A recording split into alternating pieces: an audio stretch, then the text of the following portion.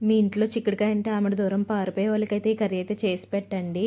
అసలు మళ్ళీ మళ్ళీ సంతకెళ్ళి మరీ చిక్కుడుకాయ ఎవరు తెచ్చుకుంటారో అంత బావుంటుంది ఈ రెసిపీ.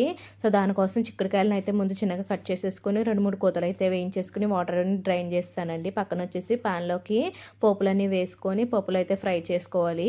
ఇక నేను పచ్చిమిర్చి అయితే యూజ్ చేయట్లేదు. ఎండుమిర్చి, కారం యూజ్ చేస్తున్నాను కాబట్టి పచ్చిమిర్చి వేయలేదు.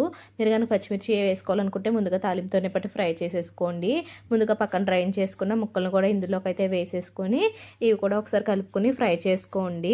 ఇలా ఫ్రై అయిపోయిన తర్వాత ఇందులోకి చిటికెడు పసుపు, ఇందులోకి తగినంత ఉప్పు, నేను కారం వేస్తున్నానని చెప్పాను కదా, ఈ ప్లేస్లో మీరు పచ్చిమిర్చి యూజ్ చేస్తే కారం వేయక్కర్లేదు. ఏదైనా కూడా బాగానే ఉంటుందండి. 1 టేబుల్ స్పూన్ కారం అయితే వేసాను కదా, ఇందులోకి సీక్రెట్ ఇంగ్రీడియంట్ వచ్చేసి ఇది పల్లి నువ్వు పొడి అండి.